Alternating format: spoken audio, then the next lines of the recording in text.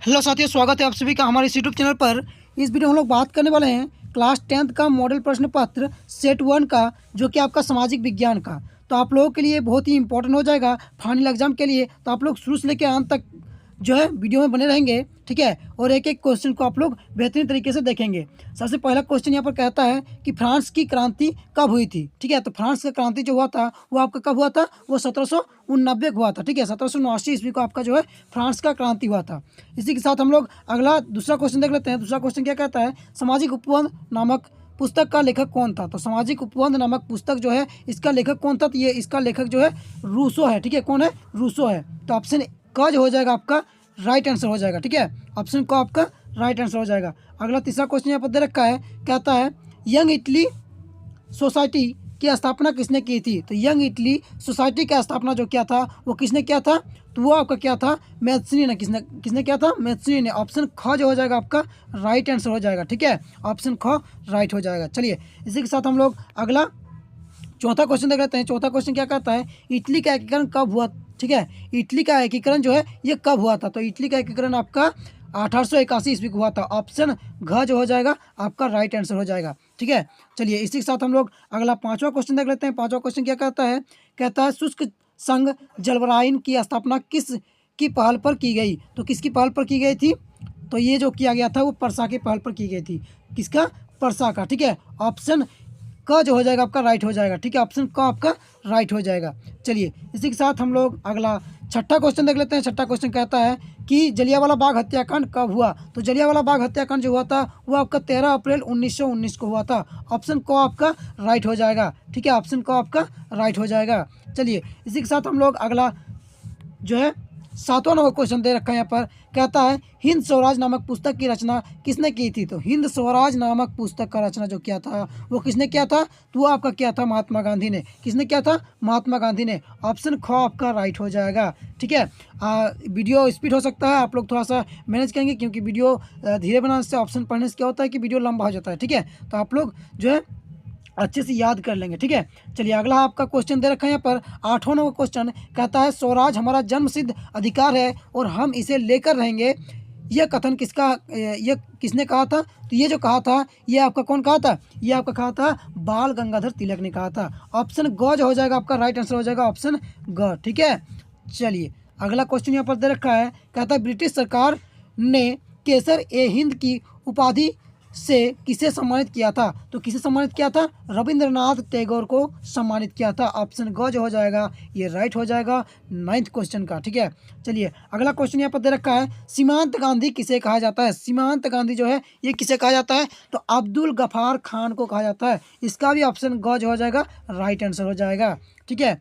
अगला क्वेश्चन यहाँ पर दे रखा है, उत्पत्ति के आधार पर संसाधन कितने प्रकार के होते हैं। उत्पत्ति के आधार पर संसाधन 2 प्रकार के होते हैं। कौन कौन से होते हैं, जैव और अजैव संसाधन होते हैं। ऑप्शन को आपका राइट हो जाएगा, ऑप्शन को जो है आपका राइट आंसर हो जाएगा। चलिए अभी तक आप वीडियो को लाइक नहीं किए तो लाइक कर दीजिएगा, क्योंकि लाइक करने से क्या होता है कि मोटिवेशन मिलता है, ठीक है। चलिए यहाँ पर जो आपका 12वां नंबर का क्वेश्चन है, कहता है पंजाब में भूमि निम्नीकरण का निम्नलिखित में से मुख्य कारण क्या है। भूमि निम्नीकरण का मुख्य कारण कहाँ पर, पंजाब में क्या कारण है, तो अधिक सिंचाई, ठीक है। ऑप्शन जो है ख आपका राइट हो जाएगा, ठीक है। चलिए अगला आपका 13 नंबर का क्वेश्चन देख लेते हैं। 13 नंबर का क्वेश्चन कहता है प्रथम पृथ्वी सम्मेलन का आयोजन किस वर्ष किया गया। तो प्रथम पृथ्वी सम्मेलन का आयोजन जो है ये आपका 1992 को किया गया था, ठीक है। 1992 को किया गया था। ऑप्शन का आपका राइट हो जाएगा, ठीक है। चलिए अगला हम लोग क्वेश्चन देख लेते हैं। अगला आपका 14 नंबर का क्वेश्चन कहता है किस राज्य में काली मृदा मुख्य रूप से नहीं पाई जाती है। मुख्य रूप से क्या है, नहीं पाई जाती है। तो आपका राजस्थान में नहीं पाई जाती है, ठीक है, मुख्य रूप से। और आपका महाराष्ट्र में भी पाई जाती है, गुजरात में भी पाई जाती है, मध्य प्रदेश में भी पाई जाती है। आपको पूछा जाए कि किस राज्य में काली मृदा मुख्य रूप से पाई जाती है, तो गुजरात में पाई जाती है, महाराष्ट्र में पाई जाती है, मध्य प्रदेश में पाई जाती है, ठीक है। आप लोग तीनों को याद कर लेंगे।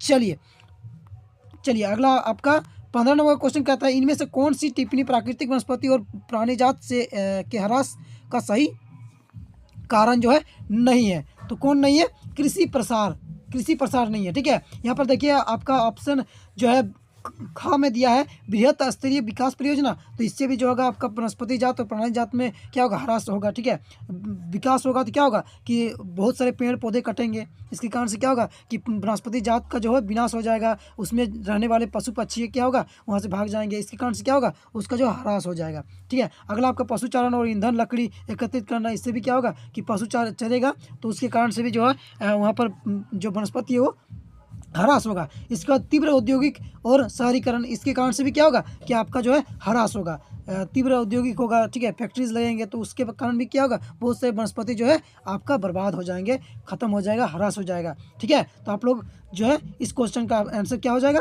कृषि प्रसार। कृषि प्रसार जो है आपका जो है वनस्पति जात और प्राणी जात के ह्रास का कारण नहीं है। तो आप लोग आई होप कि आप लोग समझ गए होंगे क्वेश्चन को। तो अगला हम लोग जो है 16 नंबर का क्वेश्चन देख लेते हैं। 16 नंबर का क्वेश्चन कहता है बाघ परियोजना की शुरुआत किस वर्ष हुई। तो बाघ परियोजना का शुरुआत जो हुआ था वो हुआ था आपका 1973 को। ठीक है, ऑप्शन ख आपका राइट आंसर हो जाएगा, ऑप्शन ख आपका राइट आंसर हो जाएगा। चलिए अगला क्वेश्चन यहाँ पर दे रखा है, कहता है अंतर्राष्ट्रीय प्राकृतिक संरक्षण और प्राकृतिक संसाधन संरक्षण संघ के द्वारा विभाजन में किस श्रेणी में रखा गया है। तो किस श्रेणी में रखा गया है, संकटग्रस्त जातिया में, दुर्लभ जातिया में, लुप्त जातिया में, इनमें से सभी। तो इसका जो राइट आंसर हो जाएगा वो हो जाएगा आपका इनमें सभी, ऑप्शन घ आपका राइट आंसर हो जाएगा। ठीक है, ऑप्शन घ आपका राइट आंसर हो जाएगा। संकटग्रस्त जाति में भी रखा गया है, दुर्लभ जाति में भी रखा गया है, लुप्त जातियों में भी रखा गया है, यानी कि ऑप्शन सी जो हो जाएगा आपका राइट आंसर हो जाएगा, ऑप्शन डी। ठीक है, चलिए अगला आपका 18 नंबर का क्वेश्चन कहता है कि 14वीं शताब्दी में किसने दिल्ली में सिटी फोर्ट क्षेत्र में जल की सप्लाई के लिए हौज खास का निर्माण करवाया। तो किसने किया था, तो ये जो करवाया था वो आपका कौन कराया था। तो देखिए यहाँ पर जो ऑप्शन दिया गया है ये आपका ऑप्शन में एकों में सही उत्तर नहीं है, यानी कि आपका जो यहाँ पर जो सही उत्तर होगा वो आपका होगा खिलजी। ठीक है, यहाँ पर हम काट के हम खिलजी लिख दे रहे हैं, खिलजी, खिलजी आपका राइट आंसर हो जाएगा। आप लोग याद रखेंगे कि 14वीं शताब्दी में किसने दिल्ली में सिटी फोर्ट क्षेत्र में जल की सप्लाई के लिए हौज खास का निर्माण करवाया था, तो खिलजी ने करवाया था, आप लोग याद रखेंगे। चलिए अगला आपका क्वेश्चन दे रखें यहाँ पर 19 नंबर का कहता है निम्नलिखित में से कौन सा कर्तव्य उद्देश्य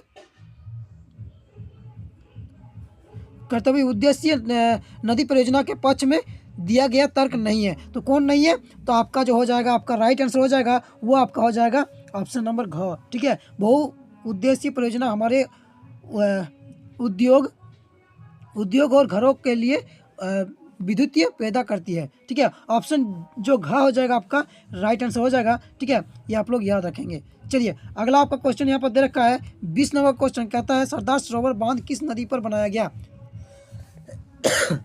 सॉरी दोस्तों, हाँ, सरदार सरोवर बांध किस नदी पर बनाया गया। तो ये जो बनाया गया था ये आपका सरदार सरोवर बांध जो है ये आपका नर्मदा नदी पर बनाया गया। किस नदी पर, नर्मदा नदी पर बनाया गया है। ठीक है, सरदार सरोवर बांध किस नदी पर बनाया गया, नर्मदा नदी पर बनाया गया, ऑप्शन ग आपका राइट आंसर हो जाएगा, आप लोग याद रखेंगे। चलिए अगला आपका क्वेश्चन दे रखा है यहाँ पर 21वां नंबर क्वेश्चन दे रखा है, कहता है सामान्यतः किसी देश का विकास किस आधार पर निर्धारित किया जाता है। सामान्यतः किसी देश का विकास किस आधार पर निर्धारित किया जाता है, प्रति व्यक्ति आय, औसत साक्षरता दर, लोगों की स्वास्थ्य स्थिति और उपयुक्त सभी। तो इसका जो ऑप्शन नंबर घ है यानी कि उपयुक्त सभी है, ये उपयुक्त सभी आपका राइट आंसर हो जाएगा। क्योंकि देखिए किसी देश में वहाँ का प्रति व्यक्ति आय अच्छा होगा, औसत साक्षरता दर अच्छा होगा, लोगों की स्वास्थ्य अच्छा होगा, तो तभी जो है वो देश जो है विकसित माना जाएगा। ठीक है, तो ऑप्शन डी जो हो जाएगा, ऑप्शन घ जो हो जाएगा आपका राइट आंसर हो जाएगा। ठीक है, इसी के साथ हम लोग अगला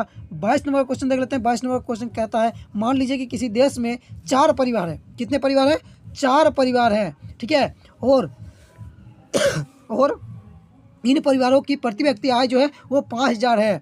तो अगर 3 परिवारों की आय क्रमशः 4000, 7000 और 3000 है तो चौथी परिवार का आय जो हो जाएगा वो कितना हो जाएगा। तो 4 से हम लोग 5000 को गुना करेंगे तो आपका हो जाएगा 20,000। कितना हो जाएगा, 20,000 हो जाएगा। ठीक है, 20,000 हो जाएगा। ठीक है ना, 20,000 हो जाएगा। 20,000 को हम लोग इन सभी को जोड़कर घटा देंगे तो 7, 3, 10 और 4 14। तो 20,000 को 14 से घटा देंगे तो कितना बचेगा, आप लोग कर लेंगे, जो बचेगा कितना बचेगा, 6000 बचेगा। कितना बचेगा, 6000 बचेगा। ठीक है, ऑप्शन किस में है आपका 6000, तो ऑप्शन घ में आपका 6000 है। तो 6000 जो हो जाएगा आपका राइट आंसर हो जाएगा घ ऑप्शन। ठीक है, आप लोग जोड़ के घटा के गुना करके देख लेंगे ताकि आप लोगों का डाउट ना रह जाए। सॉरी। हाँ, आपका अगला 23वां नंबर का क्वेश्चन है, मानव विकास रिपोर्ट देशों की तुलना किस आधार पर करती है। तो किस आधार पर करती है, तो वो आपका किया जाता है किस पर, स्वास्थ्य पर, शिक्षा पर, प्रति व्यक्ति आय पर। ठीक है, इन सभी पर, उपयुक्त सभी जो हो जाएगा आपका राइट आंसर हो जाएगा ऑप्शन घ नंबर। ठीक है, चलिए अगला क्वेश्चन आपका अगला आपका 24वां नंबर क्वेश्चन है, कहता है एक वर्ष में पैदा हुई प्रति 1000 जीवित बच्चों में एक वर्ष की आयु से पहले मर जाने वाले बच्चों की संख्या क्या कहलाती है। तो क्या कहलाती है, शिशु मृत्यु दर कहलाती है। क्या कहलाती है, शिशु मृत्यु दर कहलाती है दोस्तों। ठीक है, आप लोग याद रखेंगे। आज मेरा जो थोड़ा सा जो है तबीयत खराब है, लेकिन फिर भी हम लोग वीडियो बना रहे हैं ताकि आप लोगों का जो है सब कुछ सिलेबस कंप्लीट हो जाए। ठीक है, चलिए अगला आपका 25वां नंबर क्वेश्चन है, कहता है वनों उत्पादक का संग्रह करना किस क्षेत्र की गतिविधि है। तो वो आपका किस क्षेत्र का गतिविधि है, तो ये आपका प्राथमिक क्षेत्र का जो हो जाएगा आपका राइट आंसर हो जाएगा। आपका आप जानते हैं कि जो क्रियाएं होती है, 3 प्रकार की क्रिया होती है, प्राथमिक, द्वितीय और तृतीय। ठीक है, तो प्राथमिक क्रिया में आपका कृषि हो जाएगा, खनन हो जाएगा। ठीक है, पशुचारण, ये सभी जो है प्राथमिक क्रिया के अंतर्गत आता है। इसी के साथ आपका वनोत्पादक भी आ जाएगा। ठीक है, प्राथमिक क्रिया में। इसी के साथ दूसरा आपका जो है वो आपका फैक्ट्रीज में जो चीज़ बनता है। ठीक है, जैसे हो गया मान लीजिए गन्ना की हम खेती किए और गन्ना को जाके फैक्ट्री में हम चीनी बनाया। ठीक है, तो वो आपका द्वितीय क्रिया में आ जाएगा। और वो चीनी को जब हम ट्रांसफ़र करेंगे किसी देश में बेचेंगे, तो कहीं बेचेंगे, तो वो जो हो जाएगा आपका तृतीय क्रिया में आ जाएगा। ठीक है, तो इसी प्रकार आप लोग तीनों चीज़ को समझ गए होंगे। ठीक है, तीनों चीज़ को, प्रथम, द्वितीय, तृतीय, तीनों क्रियाएं, इन तीनों क्रियाओं को हम लोग आर्थिक क्रियाएं बोलते हैं। ठीक है, चलिए अगला आपका 26वां नंबर का क्वेश्चन दे रखा है यहाँ पर, कहता है वे क्षेत्र जो सरकार द्वारा पंजीकृत होते हैं और उन्हें सरकारी नियमों और विनियमों का अनुपालन करना होता है, कहलाता है। तो क्या कहलाता है, तो वो जो आपका कहलाता है, वो आपका कहलाता है, क्या कहलाता है, वो आपका कहलाता है संगठित क्षेत्र कहलाता है। क्या कहलाता है दोस्तों, संगठित क्षेत्र कहलाता है। ऑप्शन जो है कौन नंबर आपका राइट आंसर हो जाएगा। चलिए अगला आपका क्वेश्चन दे रखा है यहाँ पर 27वां नंबर का, कहता है रमेश, सुरेश, नरेश और राकेश 4 भाई हैं। ठीक है, यहाँ पर 4 भाई हैं और रमेश खेती में काम करता है। रमेश जो है खेती में काम करता है, सुरेश फैक्ट्री में और मजदूरी करता है। ठीक है, नरेश एक शिक्षक है, सुरेश जो है, राकेश जो है टैक्सी ड्राइवर है। तीन में से किसके कार्य को सेवा क्षेत्र में जो है अंतर्गत रखते हैं, तो नरेश और राकेश जो हो जाएगा आपका राइट आंसर हो जाएगा। ठीक है, ऑप्शन को आपका राइट आंसर हो जाएगा। ऑप्शन को जो हो जाएगा आपका राइट आंसर हो जाएगा। ठीक है, नरेश और जो है राकेश ये सेवा क्षेत्र के अंतर्गत है। तो सेवा क्षेत्र जो है ये आपका तृतीय क्रिया को ही सेवा क्षेत्र कहते हैं। ठीक है, आप लोग याद रखेंगे। अगला आपका क्वेश्चन देखा है पर 28वां नंबर का, कहता है रोहन एक अकुशल बेरोजगार युवक है। यह रोजगार की गारंटी देने वाले सरकारी योजना मनरेगा के तहत अपना पंजीकृत करवाता है। रोहन को वर्ष में कितने दिनों के रोजगार की गारंटी मिलेगा, तो ये 100 दिनों की। ठीक है, मनरेगा में 100 दिन तक के लिए गारंटी मिलता है, तो ये आप लोग याद रखेंगे। चलिए अगला आपका जो है 29वां नंबर क्वेश्चन है, एक खेत में लक्ष्मण और उसके परिवार के 4 व्यक्ति काम करते हैं, जिसमें सालाना 20 क्विंटल जो है गेहूँ उत्पादन होता है। लक्ष्मण के चचेरे भाई करण ने एक वर्ष तक लक्ष्मण और उसके परिवार के साथ मिलकर कार्य किया, परंतु उस वर्ष कुल उत्पादन में कोई वृद्धि नहीं हुई। करण की परिस्थिति को किस श्रेणी में रखा जाएगा, तो करण की जो परिस्थिति है ये कुछ जो है कार्य को क्या हुआ कि यहाँ पर वृद्धि होते हुए नहीं दिखा। ठीक है, तो इस प्रकार के जो कार्य किया उसने जो वृद्धि नहीं हुआ, तो इसको हम लोग मौसमी बेरोजगारी के श्रेणी में रखते हैं। ठीक है, मौसमी बेरोजगारी की श्रेणी में रखते हैं। अगला आपका यहाँ पर 30 नंबर का क्वेश्चन रखा है, जो कि आपका लास्ट क्वेश्चन हम यहाँ पर आप लोगों को बताएंगे। ठीक है, क्या कहता है कि अर्थव्यवस्था में प्रत्येक क्षेत्र के अंतिम उत्पादन की ही गणना क्यों की जाती है। तो ये आपका की जाती है दोहरी गणना की समस्या को से बचने के लिए, ठीक है, दोहरी गणना की समस्या को बचने के लिए।